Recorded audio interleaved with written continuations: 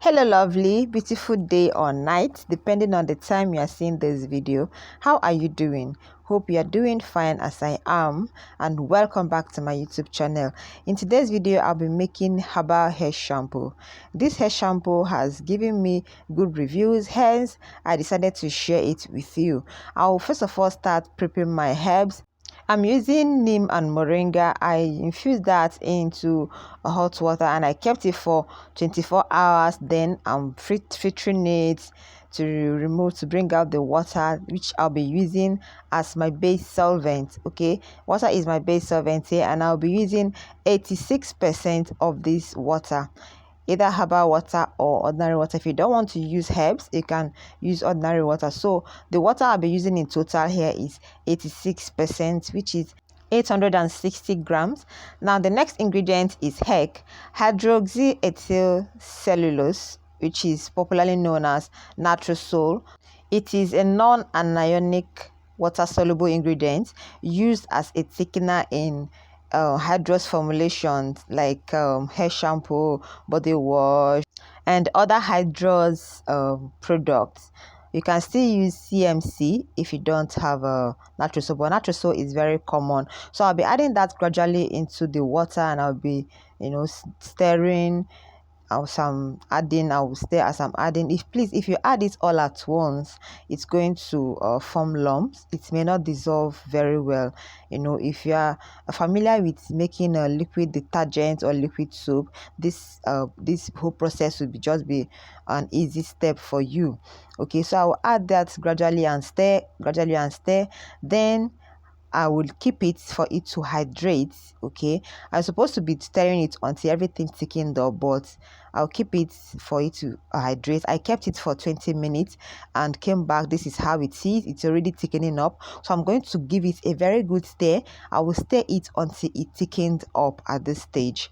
Okay, so when it thickened up, I'm going to keep it and measure out other ingredients. I used 1.5% of the natrosol. Listing the ingredients on the screen. Please just be watching the screen. You see the list of the ingredients. Okay, the next ingredient is my SLES, sodium lauryl sulfate, popularly known as Texapon. In this formulation, it should be my primary and only surfactant.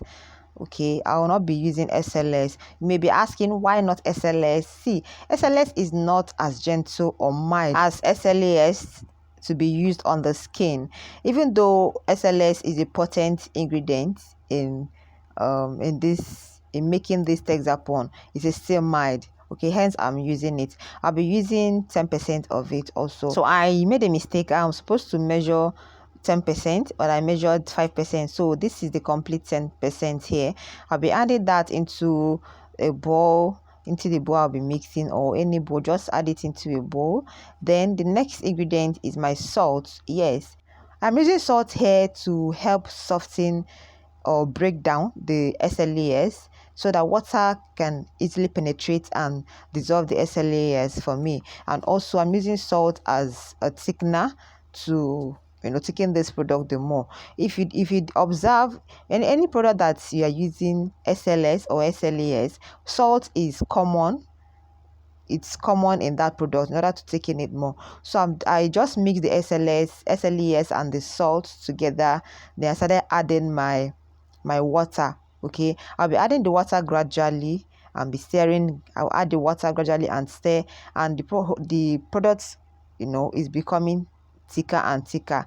That is what I'll keep on doing until everything is being added. Then the next I'm going to add is my dissolved natrosol. Okay, I dissolved my natrosol in water before now, so I've added everything together. I'm going to stir it, make sure that I mix it very well.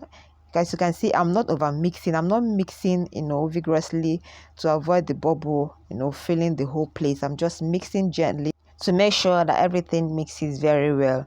So the next thing I'm going to do is to take the pH of this product. As usual, your pH works with your preservative. The type of preservative determines the pH of that product. Okay, you don't take, for instance, I'll be using sodium benzoate. You don't take sodium benzoate and add products that has a pH range of 8 or 7. It's just a waste. that preservative.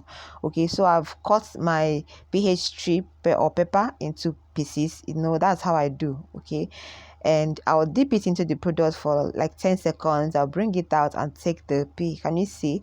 It is 5.5. So it is good to know the pH of your hair shampoo, because if you're using a hair shampoo with too high or too low on pH scale, you might be interfering with your scalp's natural pH balance, which may cause hair loss or hair dryness. So the best pH balance for a hair shampoo is between 5 to 7. Okay, 3.6, even 3.5 is okay, because 3.6 is good for the hair, while 5.5 is good for your scalp. So this particular herbal hair shampoo is good for the hair and the scalp. So I just measured my preservative, which is sodium benzoate, and I'm dissolving that into a little amount of water, which is part of our 860 grams of water.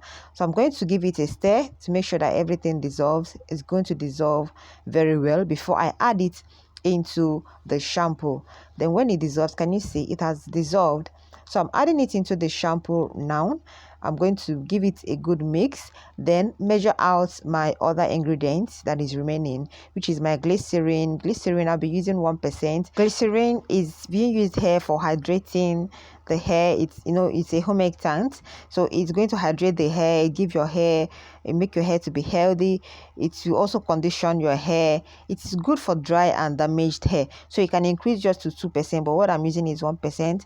The next ingredient is my fragrance. I'll be using 0.3%, which is 3 grams. It is optional. Here I'm using vanilla, and again my mint, I'm using my mint oil, okay, for itchy scalp, for dandruff. Okay, it has an organic compound called menthol, which is the reason why I'm adding it here. So this hair shampoo is not 100% natural, but it is still natural compared to the hair shampoo that is made with sodium sulfate, SLS, LAPSA, STPP, caustic soda, sodium carbonate, and all that. So I just mix the fragrance, mint oil, and the glycerin together, then add it into the hair shampoo, give it a good mix. Then I'm going to leave it to sit for a while, or for the bubble, for the foaming to go down. Then I will come back. Okay, if you have if you know that where you're producing is not that something can enter into the product, just cover it and keep. Now I'm going to be adding color, just a little drop of color to some parts, which will give me that herbal color, like this natural herbs, now the color of herbs. Okay, so I'm going to keep this and come back when the foaming has gone down. So this is like a few hours. The foaming has gone down. I'm going to package into my packaging container. Thank you for watching this video to this very end. If you watch this video to this very end, that means you find it interesting. Please, can you give a thumbs up? Can you subscribe to this channel if you have not done so? And to my returning subscribers, thank you so much for coming back. Remember, we still have classes running. We have classes for laundry bar soap, natural beauty bar soap, and natural and organic skincare formulation. Thank you, and see you in the next video. Bye.